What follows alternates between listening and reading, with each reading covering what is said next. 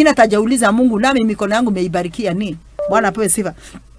So Mungu ni kwa sababu ya wema wake akaona hawezi kubapitishia kwa ile njia fupi, kwa sababu alijua kuna vita pale. The same case katika mambo yenye ama katika hii maisha tunaishi duniani. Usikimbilie kwa sababu wengine wanafanya, ndugu yangu ama dada yangu. Ongojea muda wa Mungu na Mungu akuelekeze na ile njia, hata kama ni ndefu. Dada yangu ama ndugu yangu, ifuatilie. Kama vile tuseme for example, kama vile huwa tunaongea mambo ya Alpha Sacco. Ukiangalia Alpha Sacco lazima uwekeze kwanza ndio upate nini? Loan. Lakini wengine wanataka tu loan kabla mtu hajaekeza kidogo. So utaki kuumia. MC Peter, Bwana akubariki sana. Peter Waga Shosho, karibu sana katika Fadhili FM Kerimaine. Siku ya Monday na Pastor Mary Nganga Gaya. Kurathime muno murwaithe wetu. Tunasoma katika kitabu cha Exodus ni 13. Thank you Lucy Mbugwa. Oh my dear girl. Ulienda wapi Lucy? Gaya kurathime muno na gwike wega. Turathoma Thama 13 rutwe muhari wa 18. Lucy Gaya kurathime uri mwana wa Githura Gaya gwike wega. Sasa Beth, kama unauliza watu wanafanya copy mwingine na kiyo nikyo kiratiado, hiyo ndio inafanya watu wengi wamekuwa ni kama maadui wa wenzao. Unapata mtu kile kwa sababu umebarikiwa, dada yangu Beth, naye anataka abarikiwe kama wewe, lakini ajui njia yenye Mungu alikupitishia na umevumilia kwa muda gani na umeongojea mpaka lini. Bwana apewe sifa. So neno la Bwana linaendelea linatuambia ya kwamba katika mstari wa 18, Niundo ucio Ngai agigitongoria andu acio mathiururukeire njira ya weru-ini merekeire iria itune. Bwana apewe sifa. Naye Mungu akawaongoza wakiwa wamezunguka katika njia ambayo ilikuwa katika jangwa, katika jangwani, wakielekea katika Red Sea. Bwana apewe sifa. Yes, thank you guys, thank you. Mugaka Gaya kurathime muno ukiwa Nyamira County. Bwana akubariki sana. Tunasema katika Exodus ni 13. Mstari wa 18 unasema, ni kwa sababu ya haya Mungu naye akawaongoza. Wadaka gagitongoria. Bwana apewe sifa. Mungu naye akawaongoza wakazunguka katika jangwa wakielekea katika Red Sea.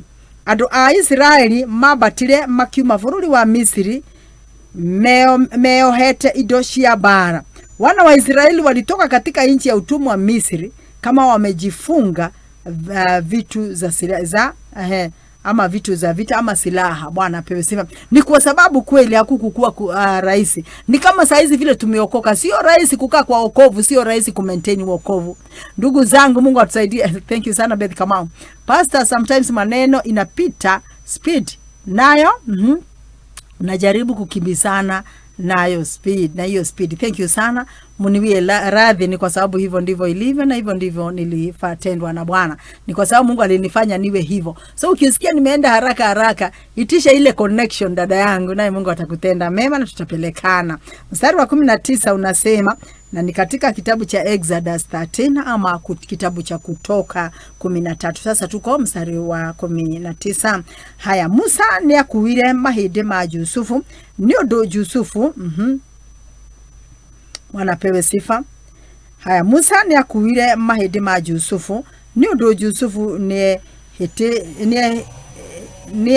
hetithetie ariu a Israeli na mwihitwa. Bwana apewe sifa. Naye mtumishi wa Mungu Musa akabeba mifupa ya Yusufu. Ni kwa sababu Yusufu alikuwa ameyapisha wana wa Israeli na kwa agano. Oigetetele alikuwa amesema titharu Ngai ni akamuteithia. Kwa kweli Mungu atawasaidia. Na nywe hinde iyo no nginya mugakuwa mahinde makwa kuma kundu guku. Lazima na nyinyi mtabeba mifupa yangu kutoka mahali hapa. Bwana apewe sifa. So maneno ambayo yamenenwa watumishi wa Mungu huwa anayafuata sana. Lakini tafadhali ndugu zangu na dada zangu, hata kama hujateuliwa kuifanya kazi ya Bwana, kama umeteuliwa pale kukaa ukisikiza, ni kwa sababu hauwezi nenda shule pasipo Mungu kujua atakuelekeza wapi.